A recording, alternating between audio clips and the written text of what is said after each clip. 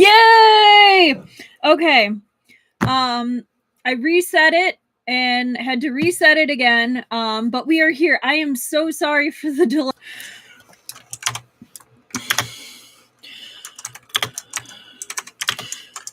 Okay. All right. Had to run back upstairs and reset it again. But I think it's good this time. It better be good this time. Okay. Hello, my beautiful blossoms, blooms, and buds, and welcome to the fifth, I think it's the fifth, it might be the sixth showing of this. Hello, everybody. That was crazier than it should have been, but it kind of fits with the way the day's been going. Right? Nothing like some Thursday cardio. I agree. Peacock Pages. Hello, Annika. Hello, Truffle. Hello, Momar's Rover. Hello, Chi-Chi Kiki. I hope you all are having a fantastic day. It's been a little crazy. I had a little bit of an oopsie at work. Nothing big, just whoops. Figuring out the schedule again back from summer. So other than that, we're all good. But I am looking forward to this. We are actually almost done with this. With our book. Oh, there it goes. It's taking a freedom leap. But yeah, we are just this session and then one more. Oh, you spent the day cleaning? Yeah, cleaning takes it out of you.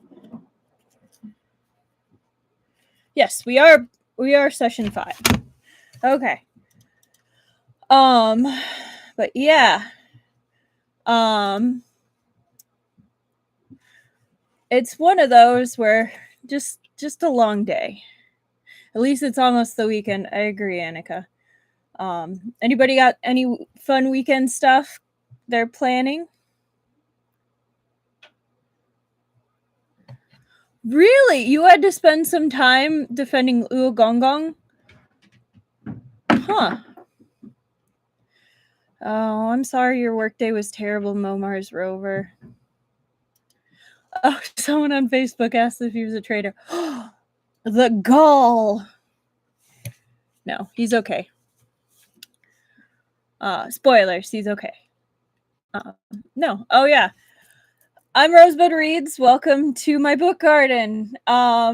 We will be reading the disabled. No. Oh, yeah. I'm Rosebud Reads. Welcome to my book garden. We will be reading The Disabled Tyrant's Beloved Pet Fish, Book 2. This is the 5th session of it. I'm glad you're slowly catching up with this story. It's such a good one. But yeah, it's this session, and then we have the Tuesday session, and then we're actually moving on to the 3rd book on that Thursday. So in a week, we'll be on book 3, which is crazy. The eunuchs are actually pretty good guys. Yeah, that's kind of a thing where the eunuchs usually have like some evil scheme going on, and these ones are actually loyal, so that's kind of nice. I do not own anything or am sponsored by anything related to this. It'd be fantastic if 7 Seas Entertainment ever wants to sponsor me, but I think that's probably never going to happen. You'll be caught up by next week. That's exciting. I'm really glad that you are catching up with it, because it is such a good book, and it's so much fun when people are here for the live. Like, anyone who's watching not live, that's all good. I know it's a funky time. But it's really nice to have people here while I'm reading, and it's fun to chat back and forth and comment on the book and the story as we're going through it. It's just nice.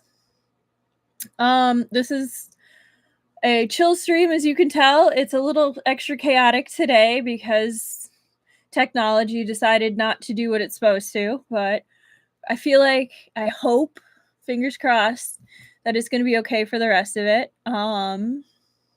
We shall see. I don't really have anything extra, just that I'm tired and all that. But yeah, I look forward to you joining us next time, Chi-Chi Kiki, but thank you for at least stopping in and saying hello. And thank you. I wish for the best, too, with tonight's reading. But yeah, I don't really have anything else to add. It's just normal stuff. Nothing really big happened. But yeah, it is fun to be here live. I like to try to catch it, but if I miss one, I have to catch up before the next one since I haven't read this before. Yeah. Well, I hope you enjoy the ones you catch up on and this when you get to it. Okay, just trying to think of if I forget anything. I don't think I am, so I think we'll actually just go ahead and get into it. So starting time will be at probably like 7:55 once I get 7:55 or 8.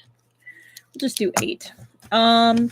So we just read, oh yes, Prince Jing got a job working in the Ministry of Works after the emperor kind of felt bad that he got targeted by the other princes. And so our boy was thinking, oh, I'll be the sweet little house husband at home and make him lunch and do all these things. And Prince Jing took one of the lunches that got made and was showing it off to Zheng Jing and saying, my boyfriend made it for me. And of course, this being ancient times, boyfriend isn't really a term. So Zheng Jing asked, boyfriend? And so Prince Jing nodded. Xiao Yu had specially taught him this word from his home. Xiao Yu said when two people liked each other the way that they did, it was called dating. Xiao Yu was his boyfriend, and he was also Xiao Yu's boyfriend. Prince Jing liked this form of address. He guessed that the carp spirit must be from some sort of immortal mountain, and this must mean he now saw him as family. Prince Jing felt very happy. Shang Jing thought about it for a while, but still didn't know what a boyfriend was supposed to be. So he could only ask Prince Jing, Your Highness, what does boyfriend mean? Prince Jing narrowed his eyes. There was no way he'd let Shang Jing know about the Carp Spirit's mountain, but he had an alternative explanation. It was still Xiao Yu, either way. Prince Jing wrote, My future consort. Getting ahead of himself a little bit there. Zhang Jing's expression kept changing. Prince Jing already had a consort? How come he didn't know? A future consort. Well, that was easier to understand than boyfriend. How should he respond? Well, congratulations, Your Highness, he stammered. Prince Jing finally nodded, satisfied. Zhang Jing secretly wiped away sweat. Then he saw Prince Jing take something else out of his large sleeves and set it down on the table. It was a clear bottle, and inside was a silver fish with flecks of gold. It was swimming around in the bottle happily. Zhang Jing thought his eyes were playing tricks on him. Swallowing, he asked, hesitating, Your Highness, did you bring a koi with you? Prince Jing wrote proudly, My pet fish. What? Why would anyone bring a fish to work? Zhang Jing couldn't understand. Once he'd seen Prince Jing personally feeding the fish a piece of peach blossom pastry from a white jade box, Zhang Jing shut up completely. Liu, who was currently munching on a pastry, yelled in his head, I really fell for this asshole's tricks. Walking my boyfriend to work? Why did this jerk have to bring his fish to work too? Yeah, he thought he was going to do the whole stay-at-home boyfriend experience, like make him lunch, walk him to work, all that. No. Prince Jing ruined his plans. What happened to being a stay-at-home boyfriend? Now, in his human form, he had to date Prince Jing and prepare lunch for him, and in his fish form, he had to go to work with him. Sob, sob, sob. He wanted to start his early retirement where he was always being taken care of. To be fair, he kind of already is always being taken care of. He just has a time limit. So, I feel like it counts. On that note, we start our new parts, chapter 65. Touching Fish While on the Clock. That is quite the title.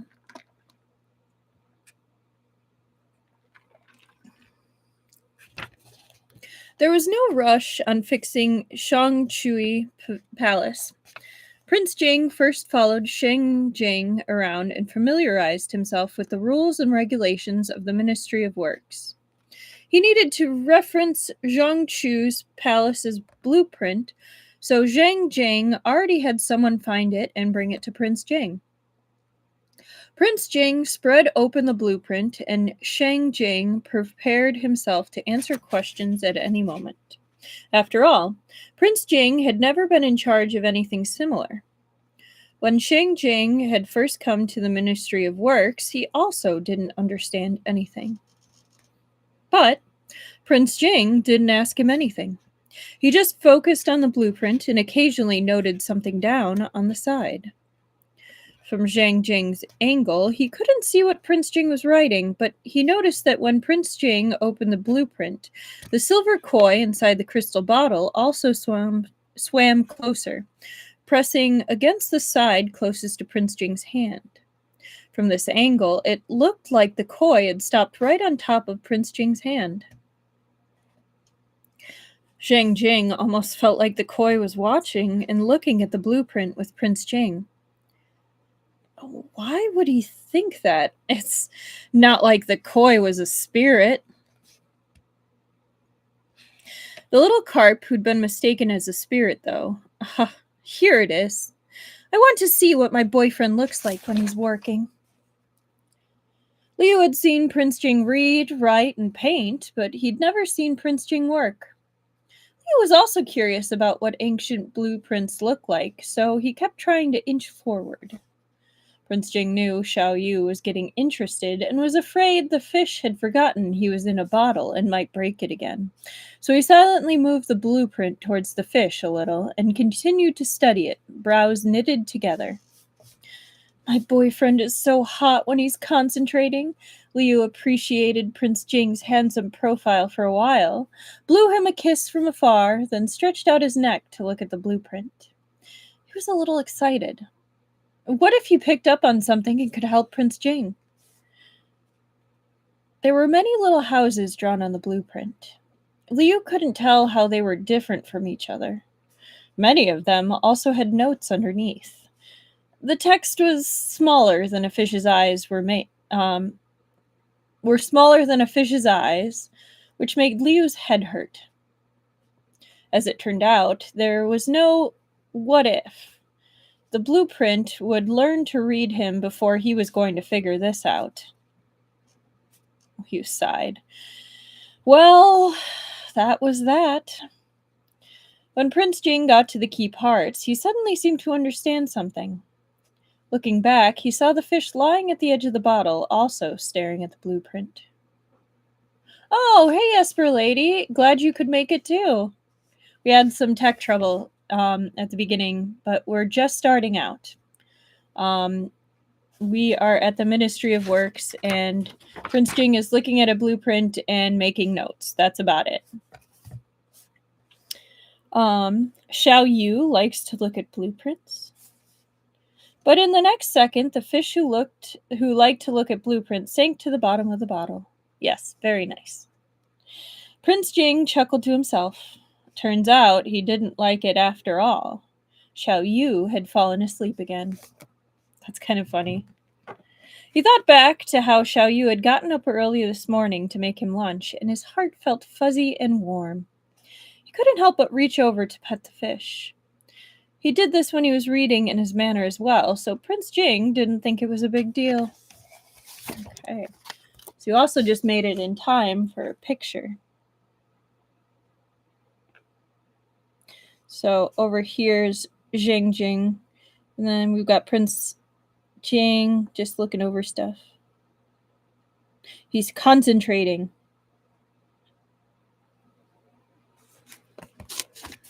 Yes, I agree. Yay, picture! Xiao Yu blew a bubble. Even though he was sleeping, his tail still drifted over to wrap about his finger, though a little lazily. Oh, thank you. Some of them are falling apart, but it's a fun color. He looks so serious. He does. He's focused. He's locked in. Prince Jing couldn't help but smile. Prince Jing, Shang Jing, who was working in the same room and had already witnessed everything, coughed awkwardly.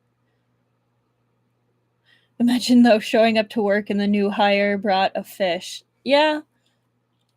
Kind of be one of those, like, I know I said you could personalize your workspace, but, like, you're getting a little too comfy a little too quickly.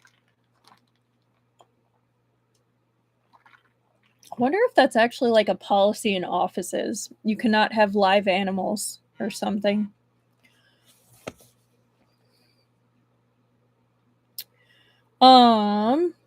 Prince Jing looked up at Zhang Jing with a deep gaze. Zhang Jing considered his words carefully and urged him quietly. Prince Jing, you can't pet your fish on the clock. When the desk customization goes too far.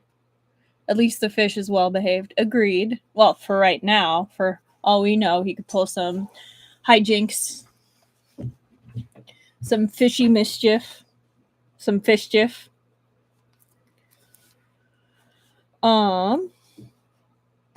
Prince Jing glared at Zhang Jing coldly, then went back to studying the blueprint. Yeah, honestly, why not? Get like a little beta fish or a goldfish, maybe a minnow. Most of them it is, I think. I hear a lot of tales of bunstruction in home offices. Oh, that's no fun.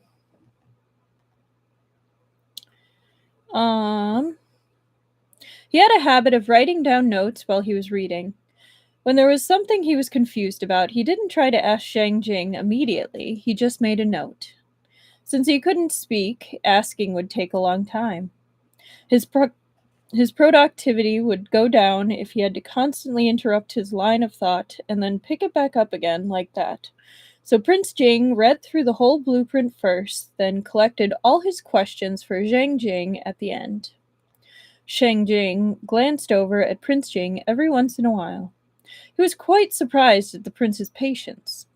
When he'd had to take responsibility and remind Prince Jing not to pet his fish, he'd clearly offended Prince Jing. If the prince really wanted to treat him rudely because of it, Zhang Jing would have to take it, because, after all, His Highness was a prince and he was just a subject. Rabbits really love to chew on cords and customize the walls. See, like, I could understand a rabbit, but I mean, like, a fish? Like, if it's in a small tank and it's a small fish, like, I could see, like, a rabbit being a problem. Like, it would be amazing if you could just have, like, a community rabbit at the office, but no, I could see that one being an issue. But Zhang Jing didn't regret it. This was just how he was. He wanted to get along with Prince Jing, but when it came to work, he wouldn't make exceptions for anybody. Zhang Jing disapproved of Prince Jing petting his fish. Aside from helping Prince Jing, the Emperor had given him another job. He had to report back on how Prince Jing was doing in the Ministry of Works. Zhang Jing had already planned out what he was going to say, prepared to ask the Emperor for his forgiveness. He didn't think Prince Jing was suitable for this job. Prince Jing had brought his pet fish to the Ministry of Works, a clear sign the prince wasn't taking this job seriously. Wasting time petting his fish was also definitive proof Prince Jing wasn't really completing his work. Sorry, I don't know why I struggled with completing for a second. Zhang Jing thought. But after Prince Jing was done with the blueprint, he thrust a bunch of notes at him. When Zhang Jing looked at the dense writing, he was shocked. All the questions Prince Jing had written down were extremely perceptive. And a couple of people in my guinea pig group who have absolute chaos break out in Zoom meetings. Rustle at your peril around guinea pigs. That's funny. And thank you. After only a single round of questions, Lord Shang was sweating bullets. Before, he was a little worried because he was afraid Prince Jing might have just come here to mess around. Now, he was sweating because he was afraid he wouldn't be able to answer Prince Jing's questions. Oh no, he's too competent. Zhang Jing couldn't help but recall how the third prince had also been assigned to the Ministry of Works a few years ago. But the Ministry of Works dealt with a bunch of construction workers day in and day out. The third prince thought it was both dirty and not very respectable, so he was very unhappy. It was called a job, but he just drank tea at the Ministry of Works for a few days. In the end, the Ministry of Works wrote to the Emperor telling him delicately that the third prince was not suited for this job. As a result, the Emperor moved the third prince elsewhere. In comparison, although Prince Jing's personality was a little odd and he liked to pet fish, just based on how he could sit down and concentrate on the blueprint, he was already leagues above of the other prince, ahead of the other princes, not above. I mean, we know the truth. Zhang Jing's opinion of Prince Jing had changed. He decided not to write to the Emperor to say Prince Jing wasn't suitable after all. He even thought it was a pity Prince Jing couldn't talk. With this kind of attitude, Prince Jing was someone who could settle down and accomplish something. It truly was a shame. Your Highness, Zhang Jing said gently, if you have any questions in the future, don't hesitate to ask me. If I can't answer it, you can ask the minister. It's funny how surprised he is that someone can read and pet a fish at the same time. Yeah, I mean, most people don't pet a fish, period. And I mean, if he's had experiences with the other princes and they kind of just BS'd around, it's a fair argument that he thinks, okay, here comes another prince that's just here to waste my time. So, like, I could see why he'd be a little skeptical, and then he's like, see, this has proven me right already. He brought his pet. He's just gonna mess around for like a day or two, and I'm gonna have to tell the Emperor and just be like, look, this isn't working out, and I'm sorry, but like, hey. And so he's pleasantly surprised. Like, I can see how he's like, oh, okay, he's actually taking this seriously. I do appreciate that he kind of was like called him out a little bit, because most people just would let it slide. Yeah. Same. I agree, Peacock Pages.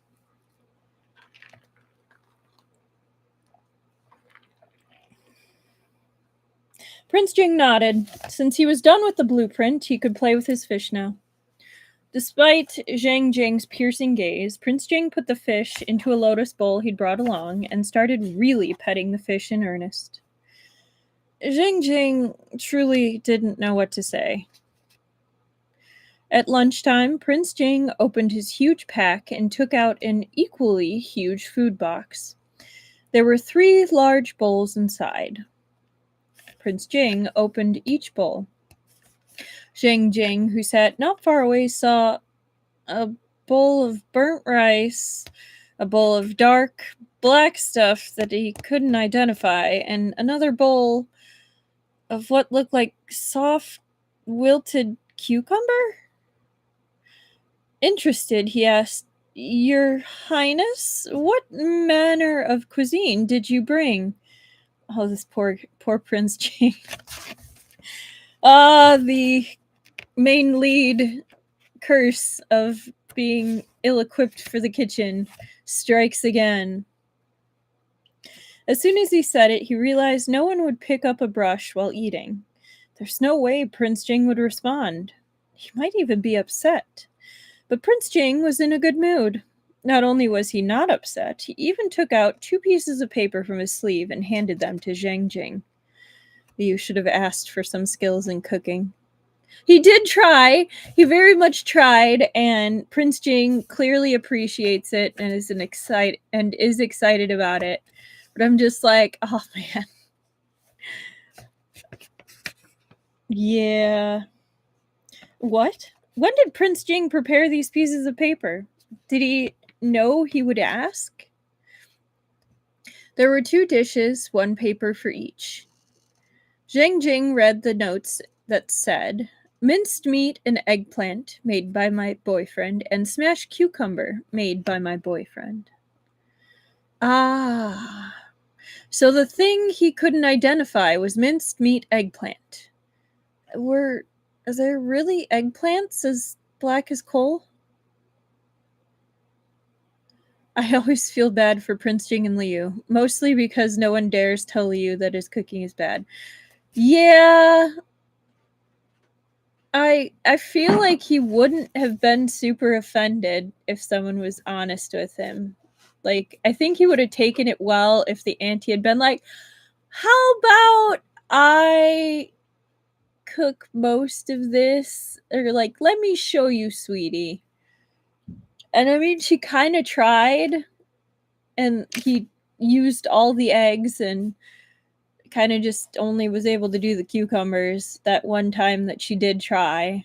But yeah, the kind of differences in hierarchy or supposed or future hierarchy in their minds. Yeah. Oh boy. Zhang Jing refused to comment on the future consort's cooking skills. But not only had Prince Jing prepared the notes ready to introduce his boyfriend's cooking at any time, he even ate all 3 bowls without batting an eye. That's really sweet of him. Zhang Jing, after witnessing this display of affection, said, Your Highness certainly has a good relationship with your consort. Prince Jing dipped his hand slightly into the bottle, nodding subtly as he touched the little carp's slippery back. The fish, who had woken up from his nap, was quite delighted. Oh, was he praising him? He'd gotten up early this morning to make both dishes, and he'd also made the rice. Although the eggplant had turned black for some reason, and the rice got a little burnt, it should still taste all right. And the smashed cucumber, Prince Jing's favorite. Yeah, I mostly feel bad for Prince Jing's stomach. Because and his tongue, because burnt food, it's got that specific taste, and it just lingers. I mean, at least it's not raw meat, so, like, he won't get sick. Like, there's that. That's a plus. Yeah. Turned black for some reason. Yeah. He really does love Liu. Liu suddenly thought he should actually taste his own cooking. Maybe there'd been a huge improvement. While Zhang Jing wasn't paying attention, he swam quietly to the opening of the bottle. Prince Jing's bowls weren't too far away. Liu decided to try and steal a little piece of eggplant from Prince Jing's bowl. It was a vegetable, so a fish could eat it, right? Prince Jing was well aware of the particular flavor of these dishes. Afraid that Xiao Yu would be shocked by the taste, he hurriedly ate all of the eggplant in the bowl, as well as all of the cucumber. He didn't even leave behind a single grain of rice. Liu very much does live in delusion about his cooking. Liu was ecstatic. His cooking must have really improved. Otherwise, why would Prince Jing eat it all so fast and not let him have any? He started to think about other dishes. He was a useful boyfriend. He couldn't help Prince Jing when it came to blueprints, but he could help Prince Jing by cooking for him. See, it's really the thought that counts here. The fish finally calmed down, and Prince Jing, unaware that increasingly cursed bentos were waiting for him in the future, sighed in relief. The news of the Emperor ordering Prince Jing to begin working eventually made its way to the third prince, making him a little restless. Mu Tianming had asked a few officials to ask the Emperor to forgive him and give him something to do. But instead, the Emperor ignored their request and went to Prince Jing. What could a mute do? The Emperor would rather rely on a mute than on him? But no matter how displeased Mu Tianming was, he couldn't act on impulse. The Emperor clearly wasn't happy with him right now. Both his injuries and those of the sixth prince were mostly recovered by now. The Emperor had let the sixth prince go already, but Mu Tianming still had to go study every day and write down the classic of filial piety. I said that last time too. He was burning with anxiety. If he continued like this, how was he going to reassure the officials who were on his side? Going to the imperial study every day, he could tell the Emperor was already starting to train the two young princes. Even their previous teacher had been swapped out for the Emperor's own teacher.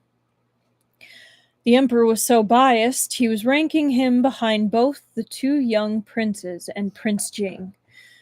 Mu Tianming couldn't take it anymore. He complained to the sixth prince who had come to visit. Brother, don't forget what happened to you last time, Mu Tian Xiao reminded him in a gentle voice. You should calm down first. Father wants to see your attitude improve.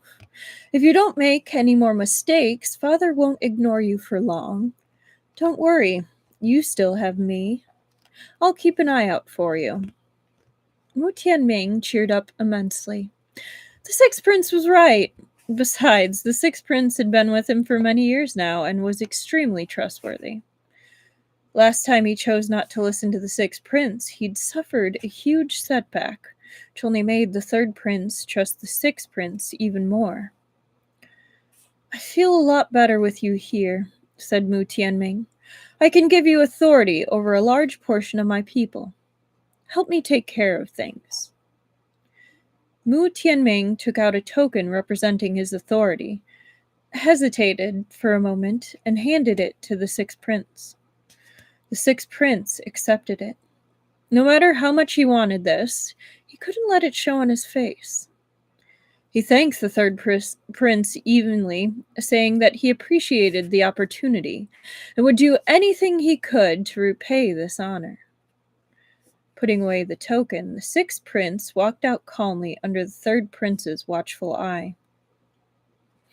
After leaving the manor, Mu Tianxiao looked up at the sky, his mood soaring.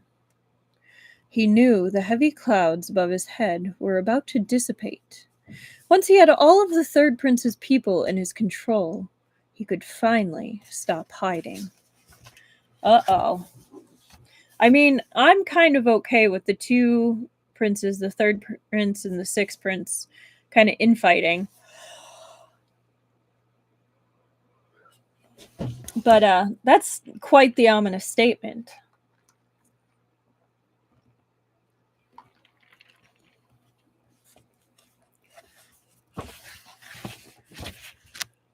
Chapter 66. Fishy Love Letters. Out of context, that would be pretty funny. These are some fishy love letters. Suspicious. Suspicious. Now that he'd received Mu Tianming's token, Mu Tianxiao couldn't keep his promise and help the third prince take care of his business. Instead, he took care of himself. His injuries from the beating had healed. Mu Tianxiao was going to the palace to pay his respects to the emperor. Rain or shine, everything was a gift when it came from the emperor. Even if the emperor had punished him, he had to smile and thank him anyways. Are those love letters written as part of a catfishing scheme? Very well could be, Truffle. The Emperor met with the sixth prince. The Imperial Guard's investigation had revealed that the third prince was just using the sixth prince, and he wasn't the main conspirator. But the Emperor still disliked Mu Tianxiao and treated him coldly. He was like an invisible person to the Emperor. He only started appearing before the Emperor recently because he was following the third prince. He'd long since gotten used to the Emperor's cold attitude and responded in turn with respect. I actually wonder if there have been catfish attempts through the postal system. Be pretty funny. There have had to be. Like, I mean, there's so many scam things going on that I would not be surprised if it was a literal someone sent a catfish through the mail to, like, the actual scam aspect. Like, it's probably in Florida. Let's be real. There must be a Florida man story about someone sending a fish through the mail. And then saying it's bigger than it is because it's a fish story. It was this big! Yeah. Oh my goodness. I love my mom. Love her to pieces. But I've never seen someone who gets so many viruses on her computer just like through opening emails or like clicking on something on Facebook and then it's like, this is a virus. You have to do all this. And I'm like, hit the escape tab, close the window, run the security thing. I'm just like, there was one day where it was 3 different times. And I was like, you have lost Facebook privileges.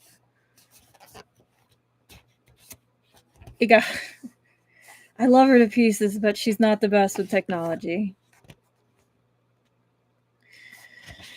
Oh.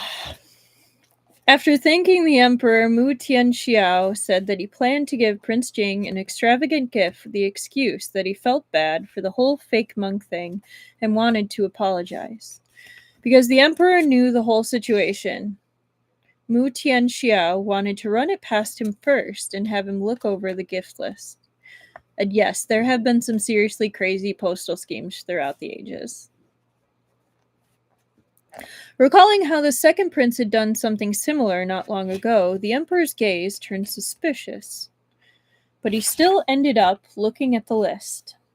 It was a set of ink, brush, paper, and inkstone, as well as some calligraphy and paintings, though they were not anything famous. The Emperor suddenly recalled that the sixth prince's mother, Consort Shang, had been Empress Xiaohuai's servant. After Empress Xiaohui passed away, Consort Shang remained in Changchun Palace.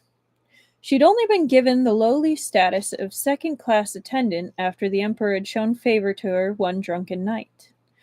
Just from that night, Consort Shang became pregnant with the sixth prince. She'd only ascended to the consort rank once the sixth prince became an adult.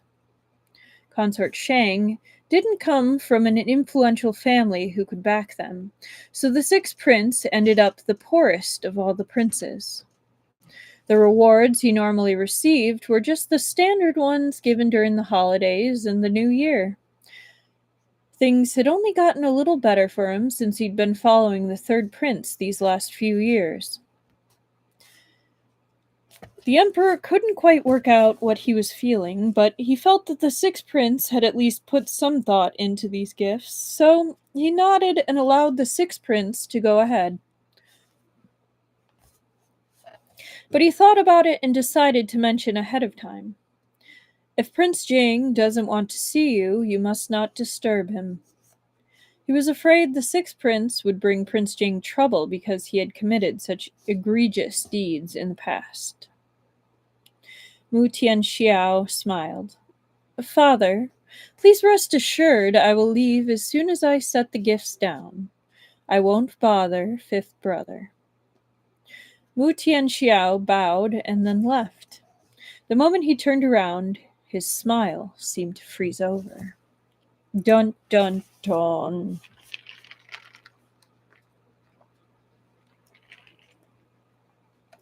Every day, Liu went to work with Prince Jing. Then, every night, he had to keep up with his relationship. He'd been keeping up this schedule for several days now, and although he was a fish for most of it, he was still exhausted. Dude, I feel you. He was sure they had to be inseparable by now, but the quest wasn't updating. Oh yeah, he's on the inseparable quest. The fish scamming system was scamming him once again. He'd clearly already kissed Prince Jing with tongue. Prince Jing brought him to and from work and petted him whenever he got the chance. Didn't that count as inseparable? The quest is determined by the user and the tyrant's relationship, the system explained. As of now, your relationship hasn't developed since the indulging quest. We're already boyfriends and he takes me to work.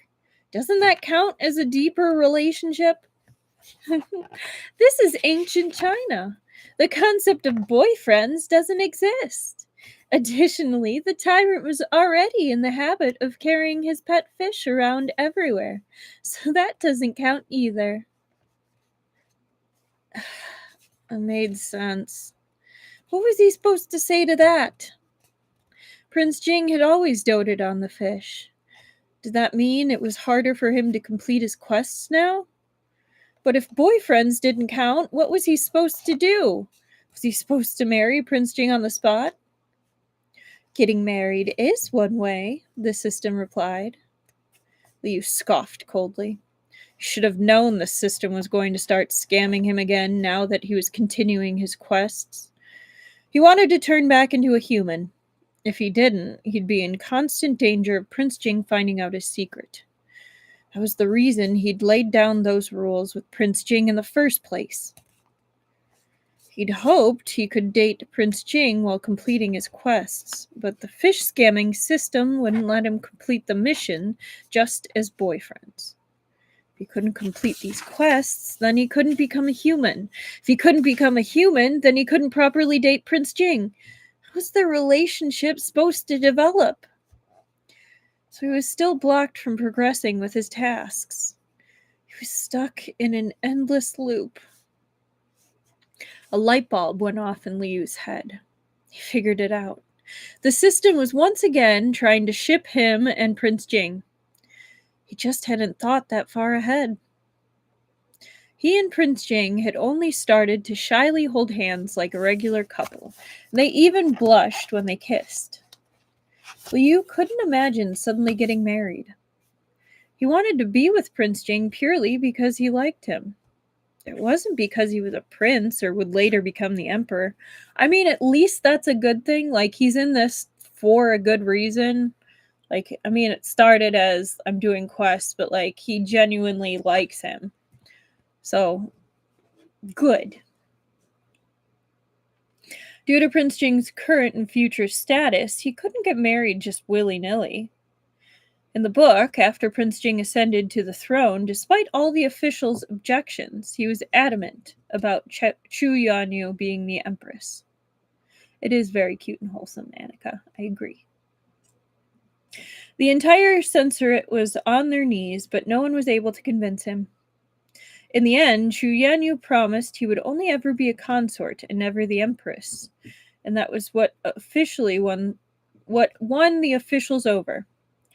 But for love of him, Prince Jing never picked an empress. As a result, Xue Yanyu remained consort in name, but he was treated and honored like an empress. But Prince Jing still needed an heir, so Xue Yanyu graciously found him some consorts. In the original story, Prince Jing was furious over this, which made Xue Yanyu feel unappreciated. I feel like this book uses the phrase willy-nilly a lot. Yeah, for something that's supposed to be based in ancient times, even though it's got someone from modern times, it is kind of funny how much modern slang is kind of mixed in. I feel like it adds to kind of the lighthearted air the book has.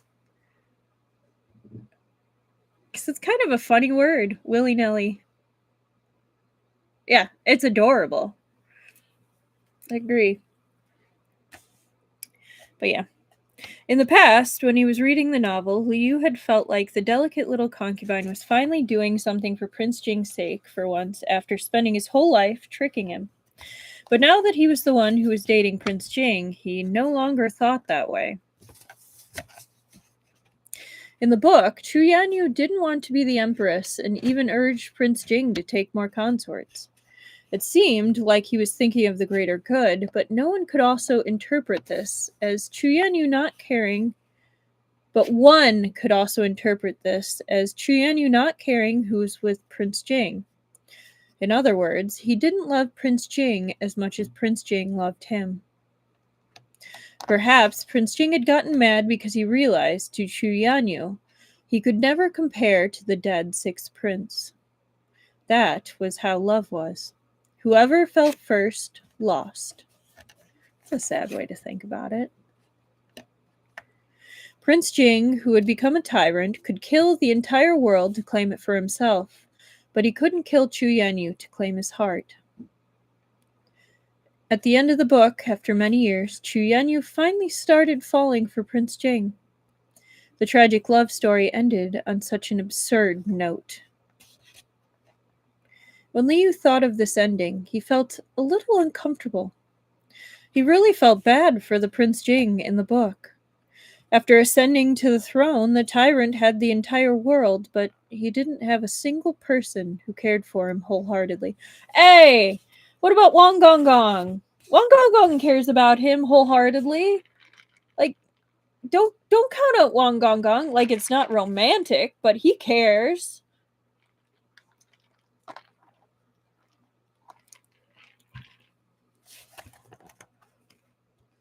Even though the delicate little concubine was right next to him all along, he didn't care for Prince Jing for a long time. Prince Jing, who towered above everyone on the throne, had always been very lonely. Yeah, agreed! Like, he's been with you probably since you were born, literally. But in this world, it was no longer possible for Chu Yanyu and Prince Jing to get together. Liu felt bad for Prince Jing, but did that mean it was up to him to change everything? Then would Prince Jing take him as a consort? Would he become the empress after Prince Jing rose to the throne? Then was he the fish consort? The fish empress? When people had called Liu consort before, it made him uneasy. Empress was a much heavier title. He didn't know if he could carry it with his little fish body. Oh, that's true. Although I wonder how long Wang Gong lived after Prince Jing became emperor. I hope nothing happened to him in the book. That would be really sad. Then it literally would be no one cared. He was willing to help Prince Jing take the throne, but that was a different matter than becoming a consort or empress. Yeah, that would be really sad. When he imagined being dressed up like a noble consort, waiting all alone in his palace for Prince Jing to pay him some attention, goosebumps erupted all over his skin. Never mind. There was no point dwelling on it so much. He and Prince Jing had only just begun. Who knew what would happen in the future? They were just dating, so there was no need to make things too complicated between the two of them. Marriage was the kind of thing they should only consider when they could both view the relationship with a mature state of mind. 18-year-old Liu thought, as though he were an old man. It's just we don't know how old Wang Gong is, but he was already an adult when Prince Jing was a toddler. From his pictures, he looked like maybe he was like 30s, so like if Prince Jing is like I'm gonna say just based on the pictures, like 25, 26. Like, be what, his 50s, 60s maybe, at the latest? Like, I feel like he didn't look too old, but I could see where you're going.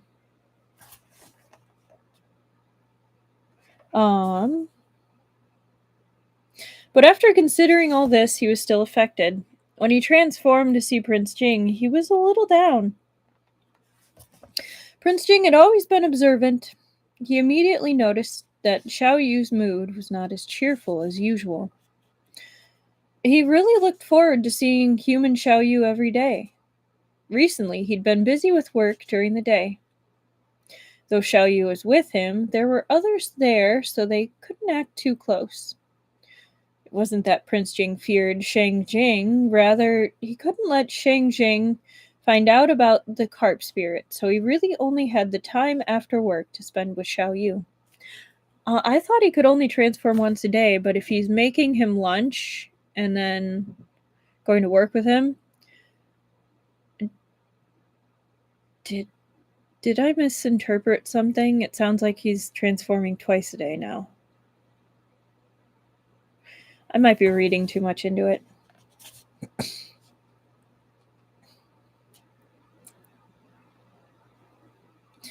For those 2 hours, Prince Jing didn't want Xiao Yu to be sad about anything.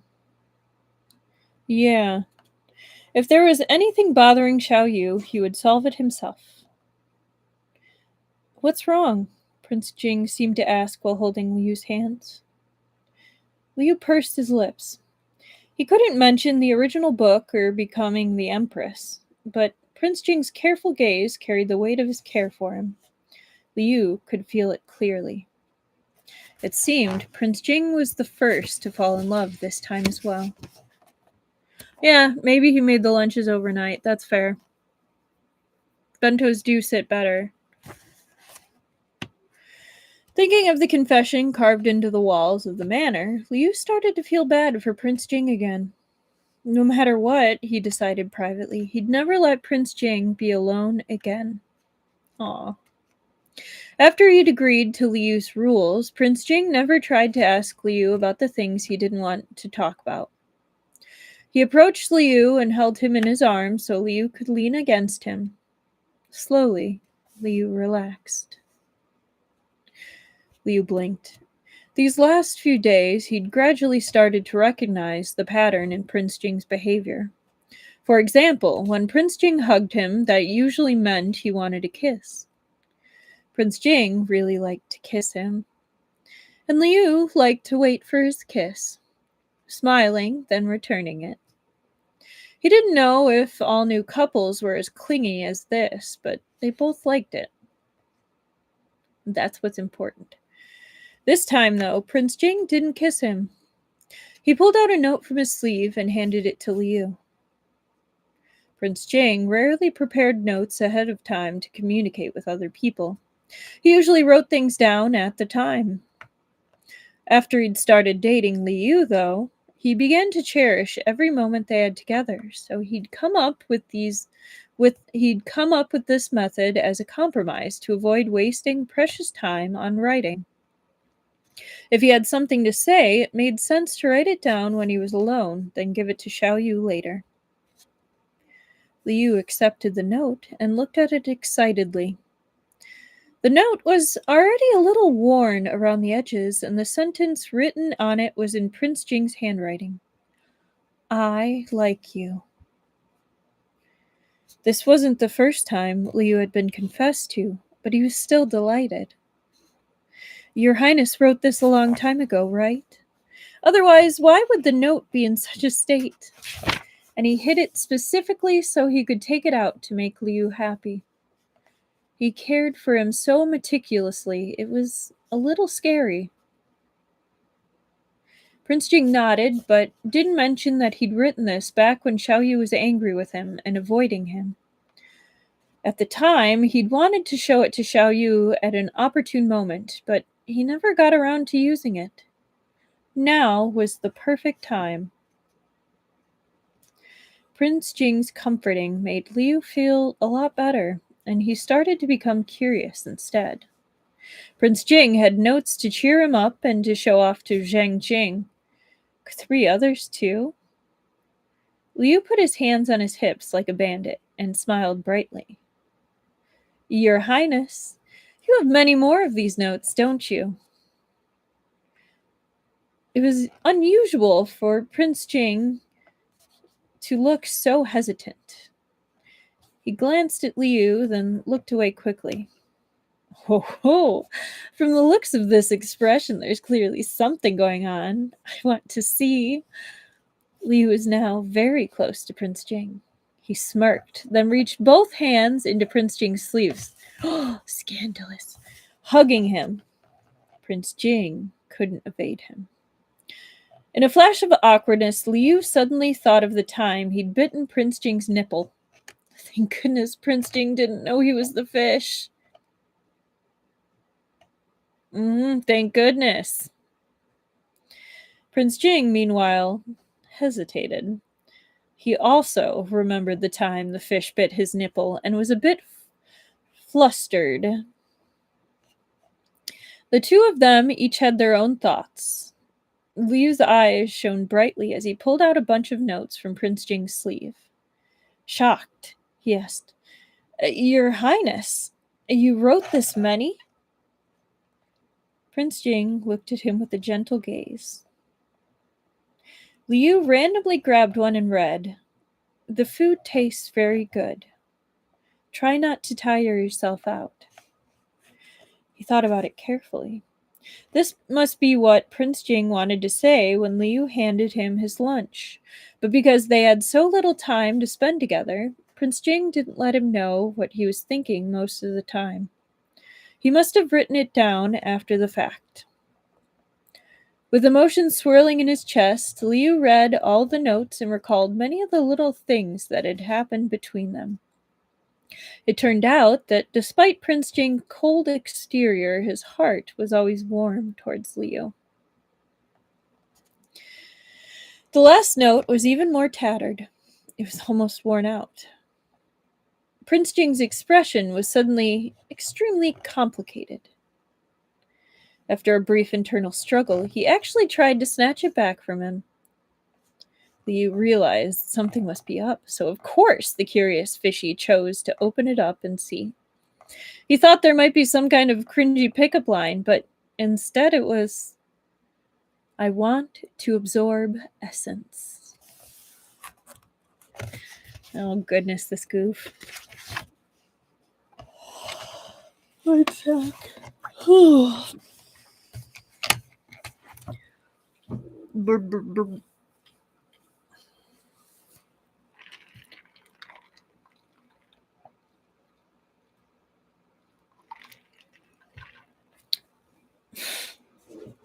Chapter 67. The fish was hard to cast out. Absorb essence? Liu wasn't quite sure, so he asked quietly, slowly, Your Highness, what does this mean? Prince Jing had first written that note because he wanted to express his own emotions. He never thought Liu would get his hands on it. Now that his secret was revealed to Xiao Yu, he was most worried that Xiao Yu would work out that he already knew the carp spirit's identity.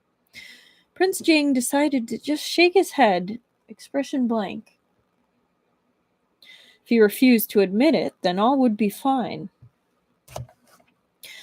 Liu curled his hands into a fist and coughed it into it lightly.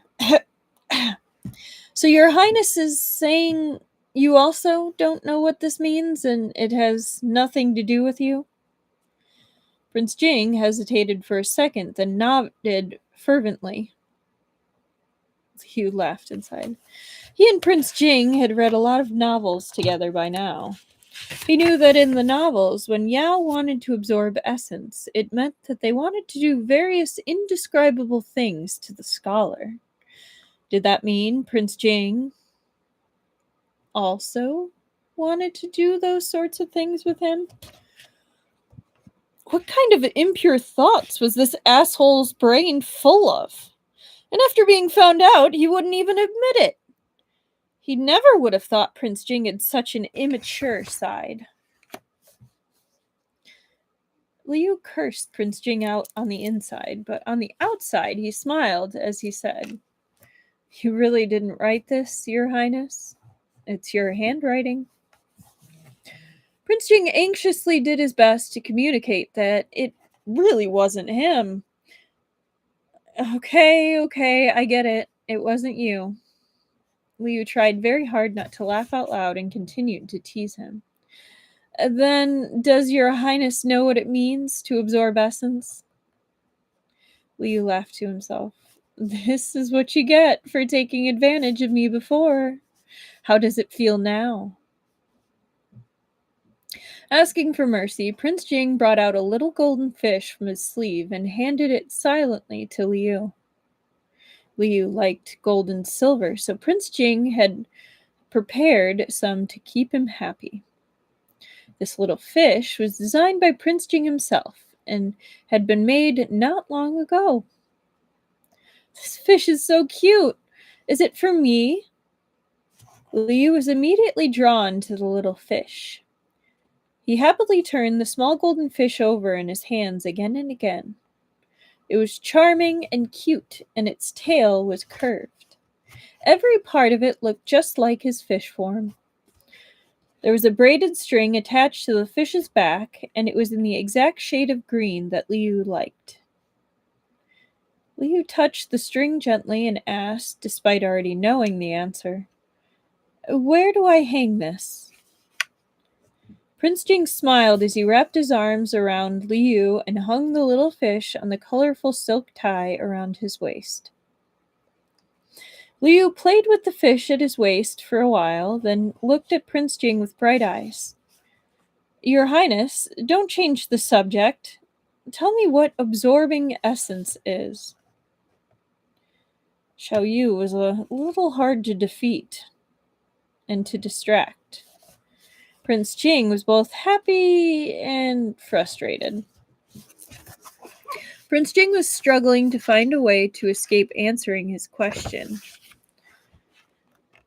when he was saved by Wang Shi's careful knock on the door. Wang Shi didn't want to interrupt because his master had requested privacy whenever Li Gonzi was visiting. But the sixth prince was here and had already been waiting for a while in Ninghuai Hall. Wang Shi knew the sixth prince had once brought his master harm, so Wang Shi hadn't treated him with the utmost respect. But the sixth prince had said he'd come from the palace, so Wang Shi couldn't make him wait for too long. Your Highness, the sixth prince is here from the palace. He says he's here to apologize. Wang Shi spoke apologetically. He didn't want to, but he'd interrupted his master and Li Gonzi again. Li Gonzi and his master had a pretty big fight last time.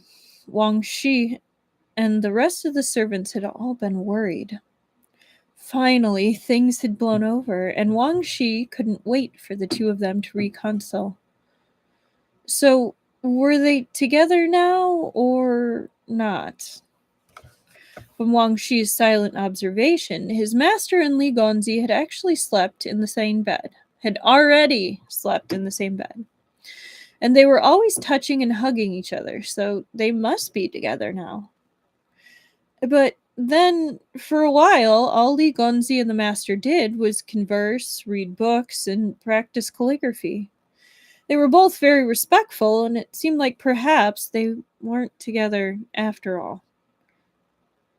After that, Li Gonzi ran away because he didn't want to be intimate with Prince Jing.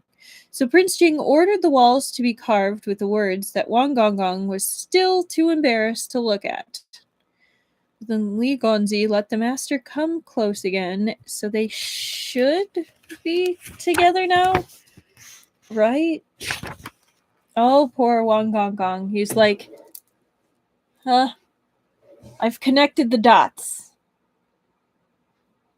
Maybe. Then again, every time the master saw Li Gonzi, he'd go take a bath, a cold bath. Li Gonzi didn't know about this, but as Prince Jing's closest servant, Wang Shi did. If they were actually together, how could this happen? He's literally saying the prince is currently giving himself blue balls because they're not sleeping together. So they can't be together, right? Oh, Wang Shi. Just kiss already. Right? And so to this day, Wang Gonggong could only describe his master and Li Gonzi's relationship as extremely complicated. Seemingly there, but perhaps actually not. Wang Shi had been afraid of disturbing Prince Jing, but after he managed to bring himself to interrupt, why did it seem like Prince Jing let out a sigh of relief, saved by the Wang Gonggong? Prince Jing patted Liu's hand, ready to go throw the sixth prince out. Actually, he was just afraid Xiao Yu would continue asking about essence. He really felt too awkward and couldn't answer, so he wanted to use the sixth prince as an excuse to let it blow over.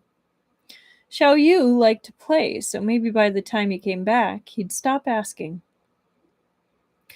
Your Highness, you're going to see the sixth prince?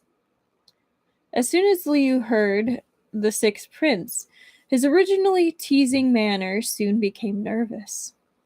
He automatically gripped Prince Jing's sleeve. The sixth prince was Prince Jing's greatest enemy in the original book. Once the second and third princes were no longer in the running, the emperor began to see the sixth prince in a new light. He'd always hidden behind the third prince, ruthless and calculating. Prince Jing had fallen for many of his traps. Because of Chu Yanyu, Prince Jing had nearly died by the sixth prince's hands himself. Even after being thoroughly defeated, he still managed to cause a lot of trouble for Prince Jing. Even if the plot was completely different now, the sixth prince's character traits couldn't have changed much, right? Liu knew the sixth prince's background, but he didn't know how to explain it to Prince Jing. When Yi Qinghuan had been plotted against, Liu said he'd come across the information unexpectedly. It wasn't a particularly good story, but thankfully Prince Jing trusted him and didn't dare ask too many questions. But if he said the same again when it came to the sixth prince, it would be too suspicious. Liu frowned and thought, trying to think of a reason to tell Prince Jing to watch out for the sixth prince. Seeing his furrowed brows, Prince Jing reached over, smoothed them out with slightly cool fingertips. Your Highness, if I ask you to be careful of the sixth prince... Prince Jing was so gentle, Liu just blurted it out. Prince Jing glanced at him, then nodded. Okay. You don't want to ask why? Liu asked. Prince Jing pointed at the wall. Next to the painting of the fish, he'd carefully hung up Liu's rules. He's afraid he'd forget the conditions he'd agree to, so he put them up there to remind himself. Liu understood. He was trying to say that according to the agreement, Prince Jing had to believe him. If Liu didn't want to say, Prince Jing wouldn't ask. But the agreement only stated that Prince Jing couldn't ask where he was going. He didn't expect Prince Jing to extend this to anything he didn't want to talk about. Wasn't that a good thing? It was good. Very good. This was the best possible outcome. Liu felt reassured, but he still felt like he had to give some sort of reason. Your Highness, the sixth prince has harmed you before. Please don't trust him. Liu didn't know why the sixth prince was visiting, but still, it was better to be safe than sorry. Prince Jing nodded. He touched Liu's face, smiling, asking him not to worry. Then he left with Wang Shi. Liu didn't go with them, partially because he didn't want to show up in front of the sixth prince, and partially because he was afraid he didn't have much time left. He decided to wait for Prince Jing in his room instead. Prince Jing's note was still there. He hadn't taken away the evidence.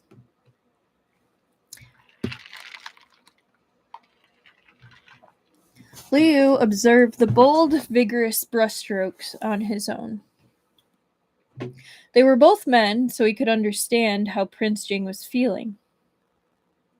Though Prince Jing had certain thoughts towards him, he hadn't done anything due to their agreement. At most, he'd said a few flirtatious things on paper. His Highness was so good to him. He couldn't let someone let that go. He couldn't let someone like that go. Sorry, I'm starting to get tired, so I'm starting to fumble more words. As Liu thought this, the corners of his lips raised mischievously. The sixth prince waited for a long time before Prince Jing finally came out to see him. Mu Tianxiao approached, wanting to say a few customary pleasantries, but Prince Jing just glanced at the gifts, nodded coldly, and prepared to chase his guest away.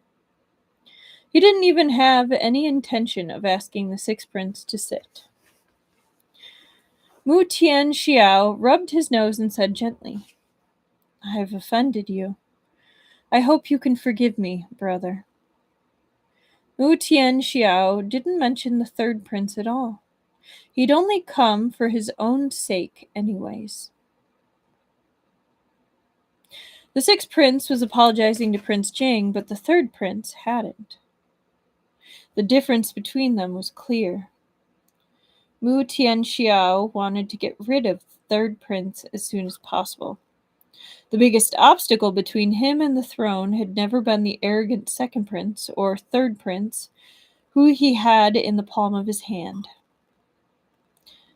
"Fifth brother, I was deceived before, and nearly had a misunderstanding with you and your fish." The topic suddenly changed. "I heard fifth brother loves this fish so much you take it around with you everywhere. Why don't I see it now?" Mu Tianxiao thought there was something up with Prince Jing's fish, and he wanted to probe a little bit. Prince Jing glanced at Wang Shi with a stiff expression. Wang Gonggong immediately responded, "Fifth prince, His Highness's fish is very precious. It doesn't like to visit irrelevant people." Ouch, sick burn. Mu Tianxiao was randomly slapped in the face by a fish who wasn't even present.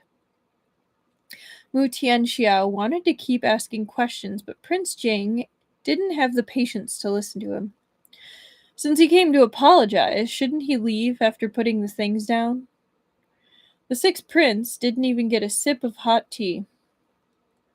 Prince Jing gave Wang Shi another glance, wanting him to see to the guest and lead him out. Unbelievable, thought Mu Tianxiao. He bade Prince Jing farewell and left Ninghuai Hall. When he was almost out of the manor, someone with disheveled hair threw themselves at him. "Your Highness! Your Highness!" they sobbed as they threw themselves into Mu Tianxiao's arms.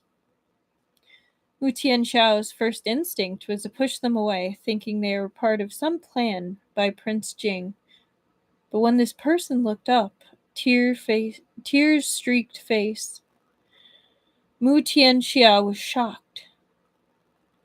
"Does your Highness not recognize me anymore?" he cried. Are you Xue? Yue. Mu Tianxiao could not believe that this person before him, with his ashen complexion and eyes as swollen as peaches, was Chu Yanyu, who used to be so bright and open. If he didn't still look like something similar, Mu Tianxiao would never have recognized him. "Yue, how did you come to be in this state?" It was very hard for Mu Tianxiao to contact Chu Yanyu. It got harder and harder every time he tried to send a note to Prince Jing's manor. Chu Yanyu had only mentioned briefly that Prince Jing barely showed him any attention, but Mu Tianxiao never expected this. Yeah, Chu Yanyu kind of gets the short end of the stick almost constantly. It's kind of sad.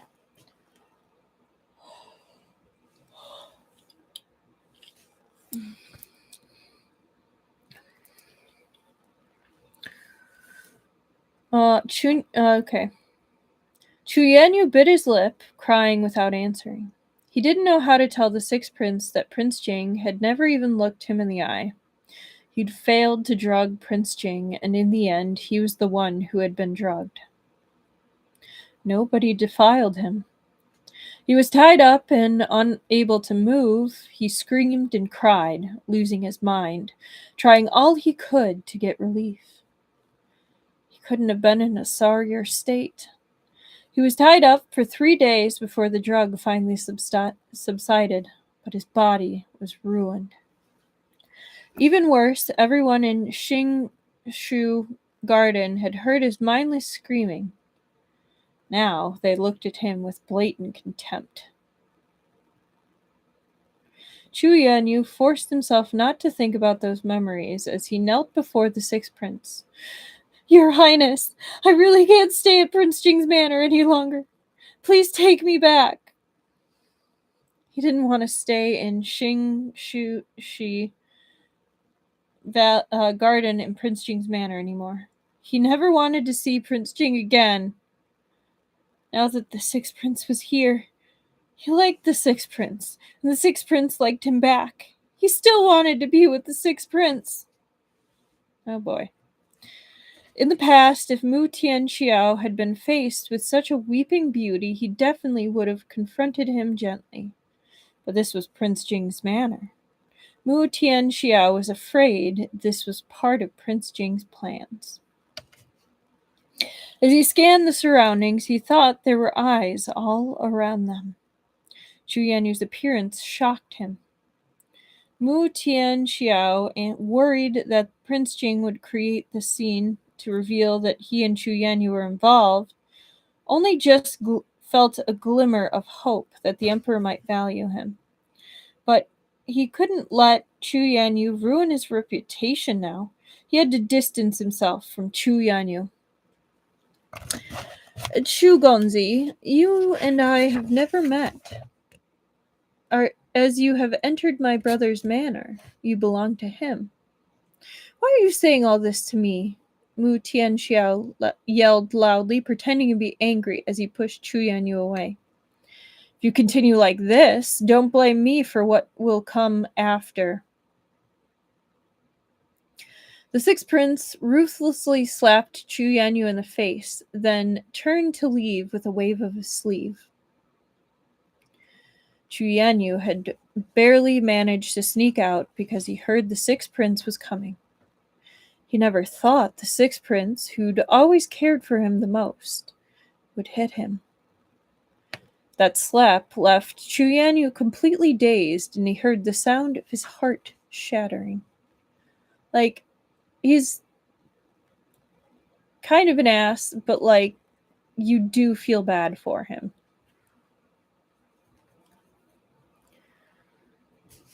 Prince Jing watched all of this silently from a distance.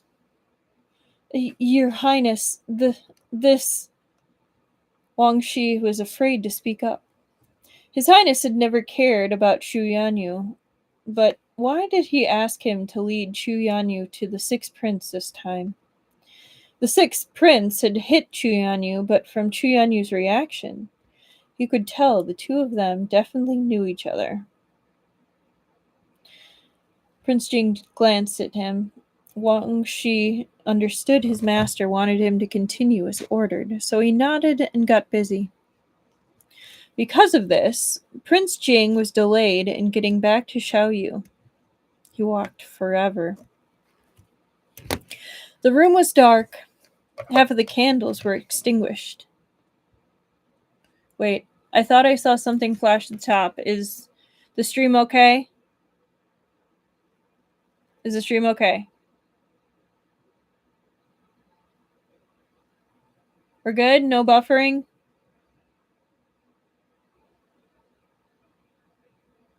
It's good. Okay. I swear I saw like just a little bar at the top and I was like, no! Okay. That woke me up a little. That's good.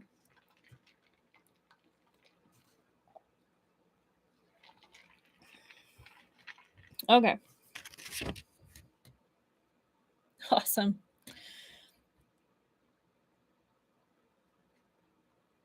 Because of this, Prince Jing was delayed in getting back to Xiaoyu. He walked faster. The room was dark.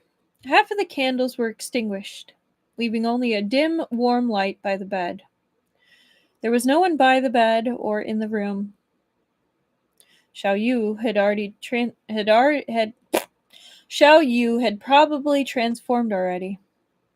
Prince Jing was very frustrated. Perhaps he shouldn't have tried to confirm the relationship between Chu Yanyu and the Sixth Prince. When Prince Jing saw Chu Yanyu and the Sixth Prince, a weird feeling welled up in his heart. He didn't know why he felt a flicker of gratification when Chu Yanyu was hit. But it was a shame he couldn't see Xiaoyu again. He'd probably have to wait until tomorrow. As this disappointing thought crossed his mind, though, the tightly shut curtains around the bed switched open, and Xiaoyu poked his head out, rubbing his eyes blearily.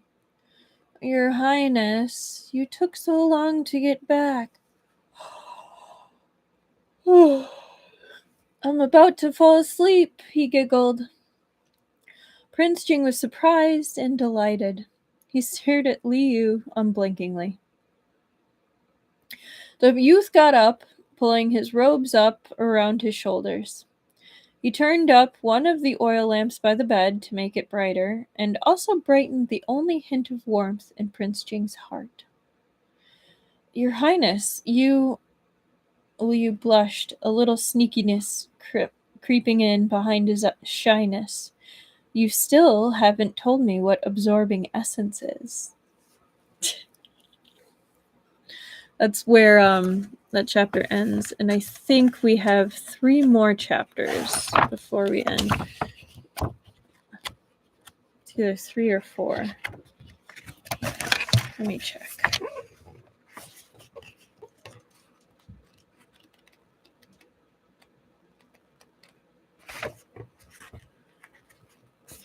One second.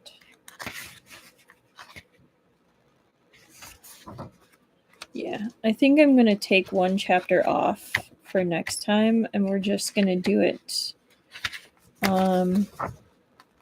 next time, so we'll just do 3 chapters.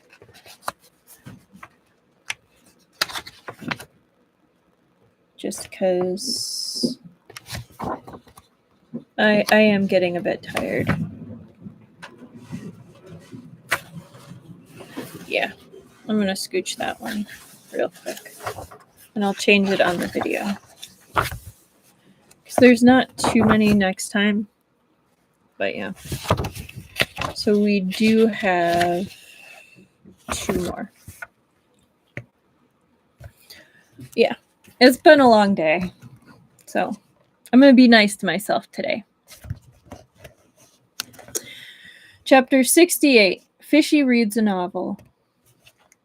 Prince Jing really didn't know what to do with this fish. He smiled and reached over to pet Liu on the head.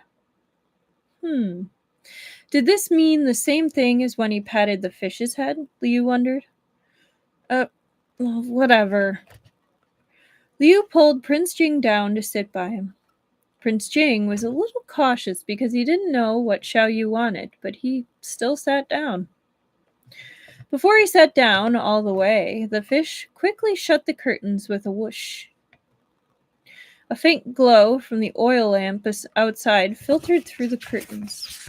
The fabric was embroidered with cotton roses, and their shadows played over the youth's snowy white undershirt. His star-like eyes shone with the jumping flame. Prince Jing's breath hitched. His desire for Xiaoyu surged unstoppably within his heart, but remembering their agreement, he did his best to suppress it. Your Highness, why are you sitting so far away? Come closer. Liu patted the jade pillow next to him. Prince Jing didn't dare to get too close. He only moved over a little bit. Liu urged him a few times, then giggled. I'm not a fierce beast, Your Highness. Are you afraid of me? Prince Jing thought silently. You aren't a fierce beast, but you are a seductive little Yao, which is much more dangerous. But he couldn't just say that. Couldn't just stay there when the seductive little Yao had asked so many times. After hesitating for a while, he sat down next to Xiao Yu. There was only a finger's width between them. Liu was just waiting for him to get close enough, and he immediately wrapped his arms around Prince Jing and pulled him in. Now there was no more space between them. Your Highness! Your Highness, look! Liu pulled out a few books from behind him as if he was performing a magic trick. By the light from outside the bed, Prince Jing saw it was the Legend of the White Snake, which he hadn't read in a long time. Liu shoved the book into his hand and stuffed himself back into his arms. He couldn't be more pleased on the inside, but on the outside he said very seriously, "Since your Highness wouldn't tell me what absorbing essence meant, I thought I would be able to find the answers in one of your many books, so I looked through them." Prince Jing didn't know what to do with the soft, warm body that was suddenly pressed against his. He didn't even know where to put his limbs. He felt like he'd fallen into the carp spirit's gentle trap as soon as he'd entered the canopy of the bed. But he was happy to fall. As he mentally recited the pure heart mantra, he quickly watched the carp spirit in his arms put on a performance. And then guess what? I found it. It's in these books. Look, Your Highness. Look at what the white snake spirit said to Scholar Xue. Liu lay back into Prince Jing's chest, flipping to a certain page in the book. He pointed to a line and read it out loud. Husband, we Yao need to absorb essence.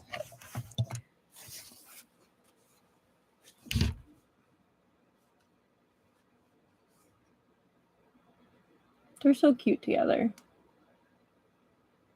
But he is kind of like towing the line a little bit with trying to keep his secret. If he's like, look, we're talking about Yao now. It only applies to Yao.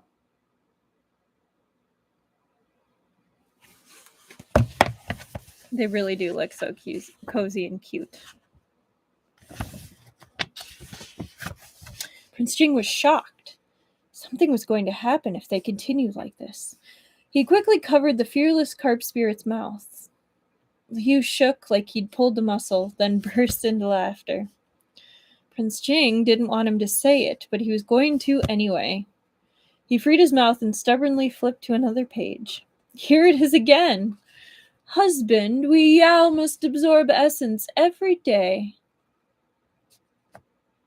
I mean, yeah, Liu has been doing a bad job of keeping a secret from the beginning, though.